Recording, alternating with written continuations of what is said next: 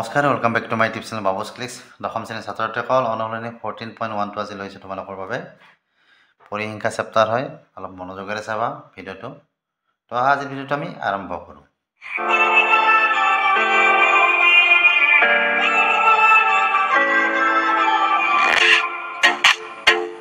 প্ৰথম প্ৰশ্নটো লৈছোঁ এডাল ছাত্ৰই তেওঁলোকৰ পৰিৱেশ সজাগতা কাৰ্যসূচীৰ অংশ হিচাপে এটা অঞ্চলত 20টা ঘৰত থকা উদ্ভিদৰ তথ্য ভিত্তিক অধ্যয়ন তলত দেখুওৱা তথ্যসমূহ সংগৃহীত কৰিলে প্ৰতিটো ঘৰত থকা উদ্ভিদৰ মাধ্য উলিওৱা আমাক ইয়াত উদ্ভিদৰ সংখ্যাটো আৰু ঘৰৰ সংখ্যা দিয়া আছে আমাক মাধ্য উলিয়াব দিছে আৰু কৈছে যে তোমালোকে মাধ্য উলিয়াবলৈ কোনটো পদ্ধতি ব্যৱহাৰ কৰিবা আৰু কিয় তো মাধ্য উলিওৱা আমাৰ কেইটা পদ্ধতি আছে আমাৰ তিনিটা পদ্ধতি আছে হয়নে এটা হ'ল প্ৰত্যক্ষ পদ্ধতি এটা হ'ল কি বিবেচিত মাধ্য পদ্ধতি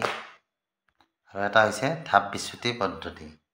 এই তিনিটাৰ সহায়ত আমি কি কৰিব পাৰোঁ মাধ্য উলিয়াব পাৰোঁ যদি সংখ্যাবিলাক ডাঙৰ হয় তেতিয়াহ'লে আমি কি বিবেচিত মাধ্য পদ্ধতি বা ধাপ বিচ্যুতি পদ্ধতি ব্যৱহাৰ কৰিম আৰু যদি সংখ্যাবিলাক সৰু থাকে ইয়াৰ মানবিলাক সৰু থাকে তেতিয়াহ'লে আমি প্ৰত্যক্ষ পদ্ধতিৰ জৰিয়তে আমি মাধ্য নিৰ্ণয় কৰিব পাৰোঁ আৰু প্ৰত্যক্ষ পদ্ধতিৰ জৰিয়তে মাধ্য নিৰ্ণয় কৰাটো একেবাৰে সহজ হয় তো এইটো অংক আমি প্ৰত্যক্ষ পদ্ধতি যিটো আছে সেই পদ্ধতিৰে আমি এই অংকটো কৰিম তো এখন তালিকা দেখিছা ইয়াত ঘৰৰ মানে সংখ্যা আৰু উদ্ভিদৰ সংখ্যা আমাক দিয়া আছিলে উদ্ভিদৰ সংখ্যা তাৰমানে 0ৰ পৰা 2ডাল এটা ঘৰত তাৰমানে 0ৰ পৰা 2ডাল গাছ আছে তাৰমানে এটা ঘৰত 2ৰ পৰা 4ডাল তাৰমানে গাছ থকা ঘৰ তাৰমানে দুটা বুজি পাইছানে 4ৰ পৰা 6ডাল মানে গাছ থকা ঘৰ এটা ঠিক এনেকৈ দিয়া আছে আৰু কি লিখিছোঁ ইয়াত শ্ৰেণী সূচক লিখিছোঁ xi বুলি তাৰমানে শ্ৰেণী সূচক xi বুজাব ঘৰৰ সংখ্যাটো আমাৰ বাৰম্বাৰটা যিটো ঘৰৰ সংখ্যা মানে বাৰম্বাৰটা ধৰা সেইটো হৈছে আমাৰ fi আৰু এই দুটাৰ পূৰণফলটো হৈছে আমাৰ কি fi xi বুজি পাইছানে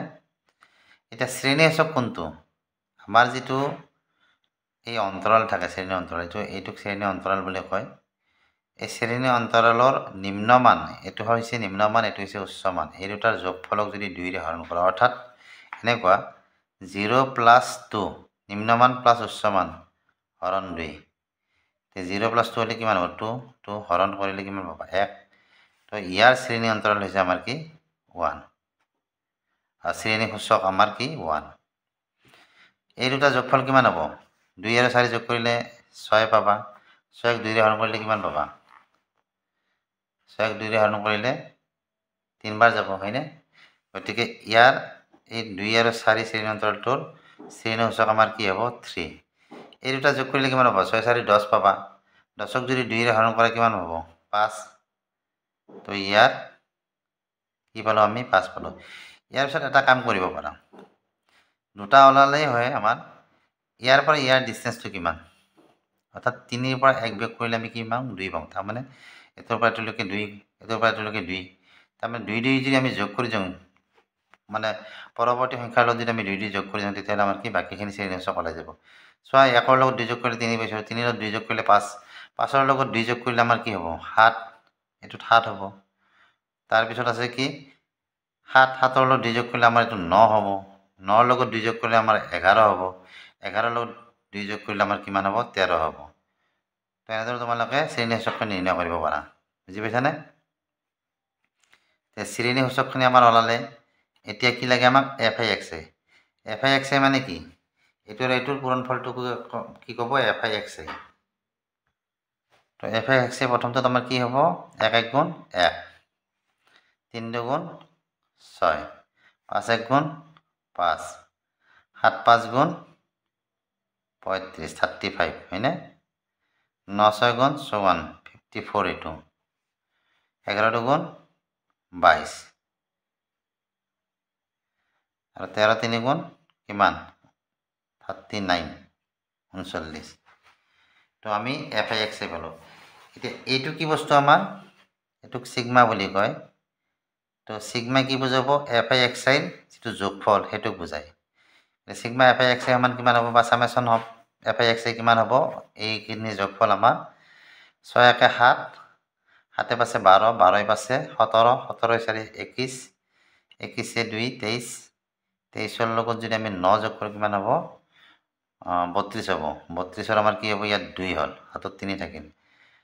3 3 2 5 পাছে পাছে 10 10 3 13 হাতত 3 আছে 13 16 হল 162 হল আমি সিগমা এফআই এক্স তাৰমানে এইখিনি যোগফল আৰু এটো কি সিগমা এফআই এইকেইটা আৰু যোগ কৰিব লাগিব সিগমা এফআই মানে কি এইখিনি এফআই যোগফলটো 2 1 3 4 4 5 4 9 9 6 15 15 16 17 17 3 20 তো ইয়াৰ যোগফলটো আমি কিমান পালো 20 পালো এতিয়া আমি মাধ্য উলিয়াম তো মাধ্য উলিওৱা সূত্ৰটো আমাৰ কি আছিল নিৰ্ণয়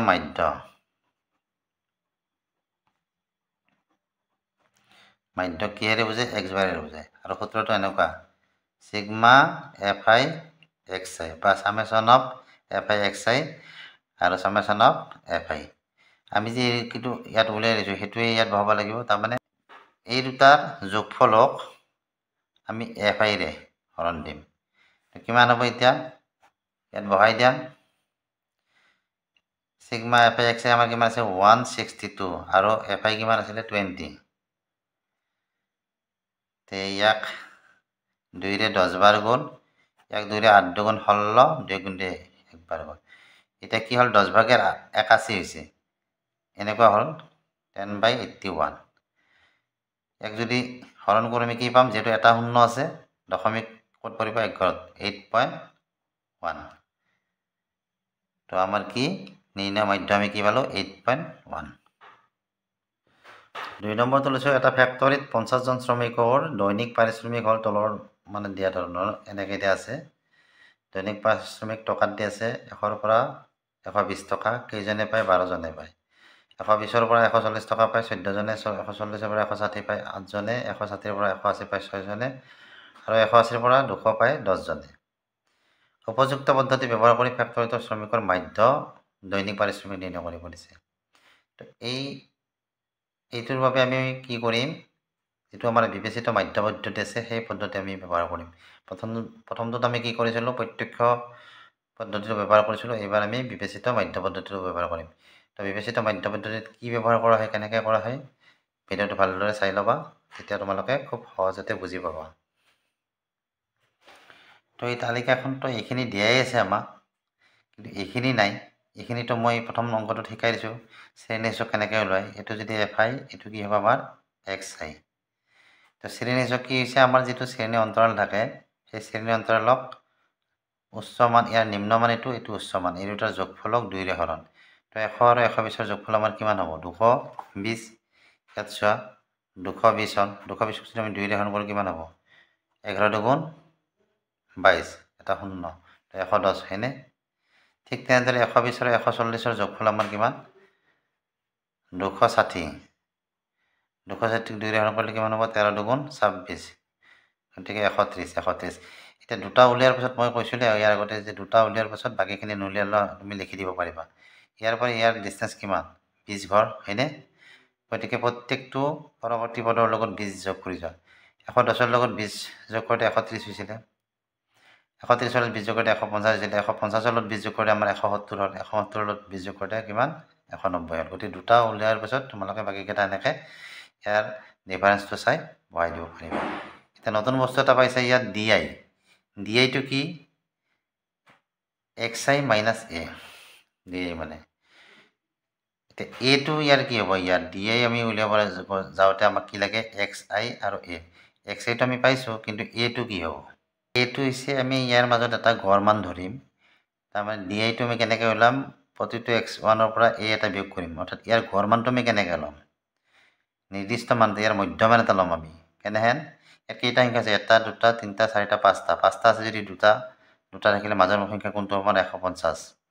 তো এ আমি 150 বুলি ধৰিম বুজি পাইছা এনেকৈ তোমালোকে মাজৰ সংখ্যাটো ল'বা গড় মান হিচাপে গতিকে লেট a ইকুৱেল টু আমাৰ কিমান হ'ব 150 আমি ধৰি লৈছোঁ এইটো 150 বুজি পাইছানে a equal to 150 a equal to 150 হ'লে এইটো কি হ'ব di প্ৰথমটো কি হ'ব xi minus a xi মানে আমাৰ কিমান আছিলে প্ৰথমটো 110 minus a মানে কিমান 150 তো minus 150 ৰ পৰা 110 হ'লে কিমান থাকিব minus 40 থাকিব হয়নে ডাঙৰ সংখ্যাটোৰ আগত minus আছে কাৰণে এইটো minus হ'ল ঠিক 130 ৰ এবাৰ xi মানে আমাৰ কি হ'ব 130 130 মাইনাছ 150 হ'ব 150 পৰা 130 গ'লে কি থাকিব ইয়াতো আমাৰ -20 থাকিব 150 পৰা 150 এবাৰ যদি যায় তেতিয়া কি হ'ব এইখিনি বুজি পাইছানে নাই xi মানে আমি কি কৰিছোঁ -a গতিকে xi ৰ প্ৰথম সংখ্যাটো কি আছিল 110 আমি যেহেতু a ৰ মান 150 বুলি লৈছোঁ গতিকে এই জেগাত আমি কি ধৰিছোঁ 150 150 পৰা 110 গ'লে কি থাকে -40 থাকে কাৰণ ডাঙৰ সংখ্যাটোৰ আগত মাইনাছ চিন ঠিক তেনেদৰে এইবাৰ 130 ইয়াত বহাই দিলে কি হ'ব 130 - 150 হ'ব গতিকে কিমান থাকিব 20 থাকিব -20 এবাৰ 150 ইয়াত বহাই দিলে কি হ'ব 150 আৰু 150 দুটা কাটাকাটি 0 হ'ব এইটো 170 ইয়াত বহাই দিলে 150 ইফালে থাকিল এইবাৰ 170টো ডাঙৰ সংখ্যা গতিকে 170 পৰা 150 গ'লে 20 থাকিব এইবাৰ প্লাছ হ'ব কাৰণ 170 প্লাছত আছে 190 পৰা 150 গ'লে কি থাকিব 40 থাকিব এইটো প্লাছত থাকিব তো আমি কি পালোঁ আৰু এইখিনি কিয় কৰা গ'ল আমিতো প্ৰত্যক্ষ পদ্ধতিৰ জৰিয়তে আমি উলিয়াব পাৰিলোঁ হয় কিন্তু আমাৰ প্ৰত্যক্ষ পদ্ধতিৰ জৰিয়তে উলিয়াব গ'লে সংখ্যা এটা ডাঙৰ হয় গতিকে ইয়াক ইমান ডাঙৰ সংখ্যা এইটো আৰু এইটো পূৰণ কৰিব লাগিল হয় এই দুটা আমি পূৰণ কৰিব লাগিল হয় গতিকে এতিয়া আমি এইটো সংখ্যা সৰু কৰি কিমান কৰিলোঁ 40 কৰিলোঁ এইটো কিমান কৰিলোঁ 20 কৰিলোঁ বুজি পাইছানে ঠিক তেনেদৰে আমি ডাঙৰ সংখ্যাবিলাকক সৰু কৰিলোঁ হয় এতিয়া আমি fi আৰু di অৰ্থাৎ fi আৰু di এইটো আৰু এইটোহে পূৰণ কৰিম এইটো নলিয়ালে আমি কি এইটো আৰু এইটো পূৰণ কৰিব লাগিল হয় বুজি পাইছানে তে এইটো আৰু এইটো পূৰণ কৰি এতিয়া 12 4 কিমান 48 48 মাইনাছ আছে মাইনাছ হ'ব এইটো 14 দি ইয়াক পূৰণ কৰিলে কিমান হ'ব 14 দুগুণ 28 280 মাইনাছ 18 0 পূৰণ কৰিলে 0 হ'ব এইটো 6 আৰু 20 পূৰণ কৰিলে 120 হ'ব 10 আৰু 40 পূৰণ কৰিলে কিমান হ'ব 400 হ'ব এতিয়া এইটো কি আমাৰ সিগমা fi আগতে xi আছিল এবাৰ দি আছে কাৰণে di সমান কিমান এইখিনি যোগফল লাগে আমাক সামেশন আৰু এইখিনি যোগফল আমাৰ ইয়াত ল'বা আছিলে সিগমা fi ইকুৱেল কিমান হ'ব 50 জন কৰ্মী বুলি কৈছিলে গতিকে ইয়াৰ যোগফলটো আমাৰ 50 হ'ব এইটো আমি যোগ নকৰিলে হ'ব কিন্তু এইটো আমি যোগ কৰিব লাগিব কাৰণ ইয়াত বিয়োগো আছে যোগো আছে প্ৰথমতে এই দুটা বিয়োগত থকা সংখ্যাৰ এটা যোগ কৰিলে কিমান হয় সাপোজ আমি ইয়াত যোগ কৰিছোঁ তলতে আমি যোগ কৰিছোঁ কিমান -480 আৰু কি -280 0 8 8 16 6 7 1 4 6 1 7 7 60 মাইনাছ আৰু যোগ দুটা কিমান আছে 400 আৰু 120 গতিকে কিমান হ'ল 620 400 আৰু 120 620 নহয় দেই 520 বিয়োগ কৰি দিয়া ইয়াৰ পৰা 0 6 2 গ'ল 4 7 5 গ'লে কি থাকে 2 থাকে যেহেতু ডাঙৰ সংখ্যাটো আগত মাইনাছ চিন আছিল গতিকে এইটো আমি কিমানত ওলাম মাইনাছত ওলালে মাইনাছ কি হ'ব এইটো 240 হ'ব সিগমা fi দি আমি কি পালোঁ 240 গতিকে নিৰ্ণয় মাধ্য আমাৰ কিমান হ'ব x বাৰ বিবেচিত মাধ্য হলে সূত্ৰটো অলপ বেলেগ কি বেলেগ কাৰণ আমি ইয়াত a এটা এক্সট্ৰাকৈ উলিয়াইছিলোঁ মাইনাছ কৰিছিলোঁ গতিকে আমি এইটো ইয়াত প্লাছ কৰিব লগা হয় আগৰ যিটো আমাৰ প্ৰত্যক্ষ পদ্ধতি আছিল তো a plus sigma fi di sigma কি আমাৰ fi বা summation of fi di summation of fi a মানে কিমান আছিল 150 প্লাছ এইখিনি কি পাইছোঁ আমি সিগমা fi di মানে -240 তলত কি আছে fi মানে 50 আছে এতিয়া এইখিনি আৰু এইখিনি পূৰণ কৰি দিব পাৰা বা এইটো হৰণ কৰি দিব পাৰা কাম কৰা এইটো যিটো মাইনাছ চিন আছে আমি ইয়াক মাইনাছ কৰি লওঁ প্ৰথমতে 150 প্লাছে মাইনাছে কি হ'ব -240/50 240ক যদি আমি 50ৰে হৰণ কৰোঁ কি হ'ব 240 50 কেইবাৰ যাব আমাৰ 5 বাৰ দিলে 5 5 গুণ 25 250 হ'ব 4 বাৰ দিয়া 4 5 গুণ 20 200 হ'ব 200 হ'লে কিমান থাকিল আমাৰ 40 থাকিল তো 40ক 52 এটা দশমিক দিয়া 400 হ'ল 400ক 8 বাৰে যাব 8 5 গুণ 40 হয়নে 400 তো 4.8 পালোঁ আমি এইটো 150 - 4.8 হয়নে তো 150ৰ পৰা 4.8 বিয়োগ কৰা 150.0 আৰু 4.8 এক ধাৰ গ'ল 10 ৰ গ'ল 2 9 4 গ'লে 5 4 1 কিমান পালোঁ 145.8 টু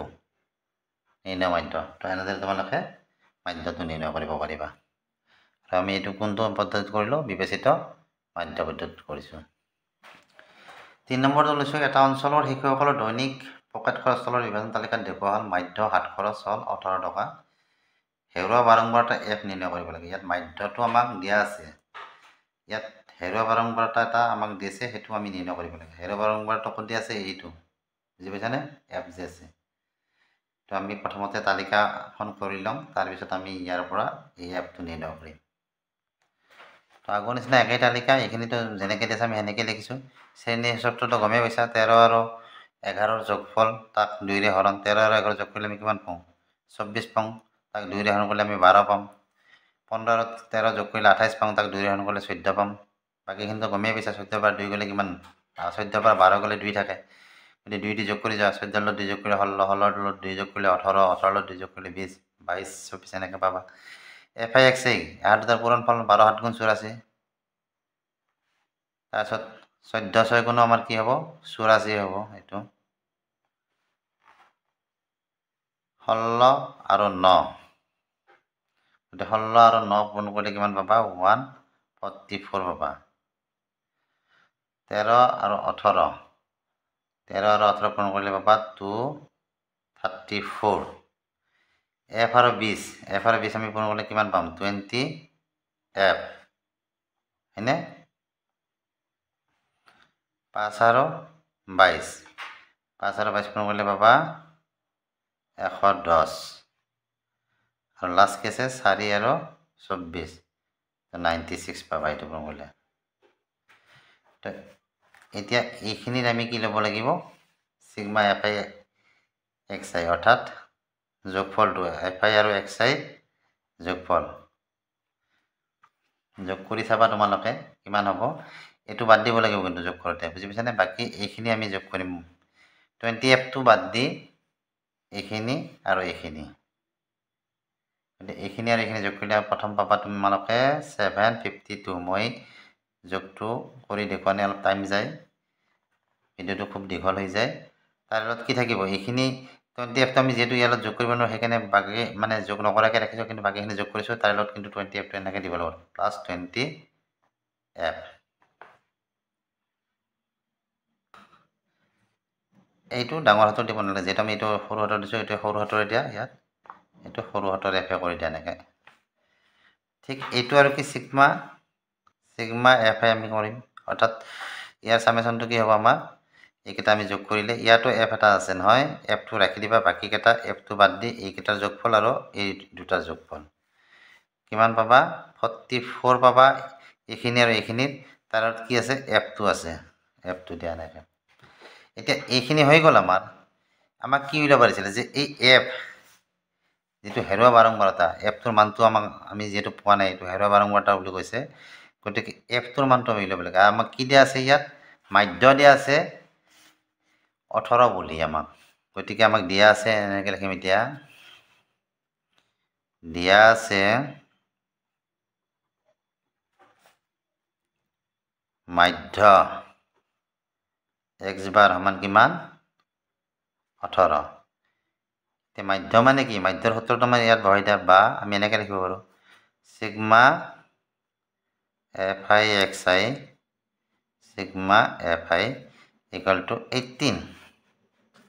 হয়নে নহয় মাধ্য মানে আমি এইখিনি জানো হয়নে এইটো সূত্ৰ হয়নে নহয় এতিয়া এই জেগাত আমি ইয়াৰ মানখিনি বহাই দিম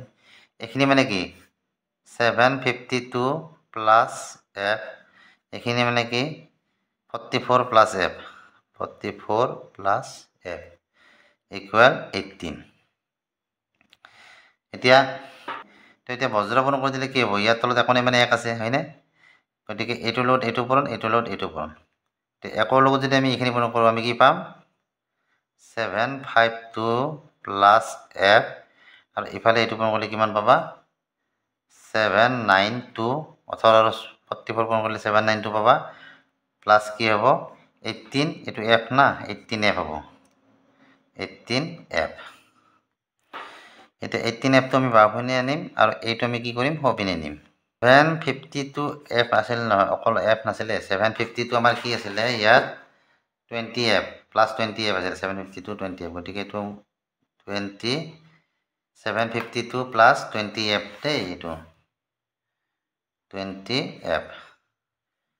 তো এতিয়া 18টো আমি যদি ভাবিনে কি হ'ব এনেকুৱা হ'ব 20f মাইনাছ এইপিনে মাইনাছ হ'ব এইটো f আৰু 792 এইটো আমি কি কৰিম সপিনে নিম কিমান হ'ব 752 20টা এফৰ পৰা 18টা এফ বিয়োগ কৰিলে আমি কিমান পাম দুটা এফ থাকিব হয়নে টুৱাইছ এফ ইকুৱেল টু এইটোৰ পৰা এইটো বিয়োগ কৰিলে 2 2 গ'লে 0 9 5 গ'লে 4 আৰু 7 7 গ'লেতো 0 হ'ব 40 হ'ল বা এফ ইকুৱেল টু কি হ'ব 2 2 হপিনে গ'লে হৰণ হ'ব ইফালে পূৰণ হৈছিলে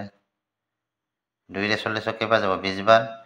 তো আমি কি পালোঁ এফ ইকুৱেল টু আমি কি পালোঁ 20 তাৰমানে হেৰুৱা বাৰম্বাৰটো আমি কি পালোঁ 20 তো এনেদৰে তোমালোকে মাধ্য দিয়া থাকিলে বাৰম্বাৰটা যদি কিবা নিদিয়াকৈ থাকে তেতিয়াহ'লে বাৰম্বাৰটো নিৰ্ণয় কৰিব পাৰিবা তো আজি এইখিনিলৈকে দিলোঁ নেক্সট ভিডিঅ'ত ইয়াৰ পিছৰখিনি অংশ আলোচনা কৰিম তোমাৰ তো ভিডিঅ'টো চাই কেনে পালা জনাবা ভিডিঅ'টো চাই যদি ভাল লাগে ভিডিঅ'টো লাইক কৰিবা চেনেলটো ছাবস্ক্ৰাইব কৰিবা আজিলৈ বাই বাই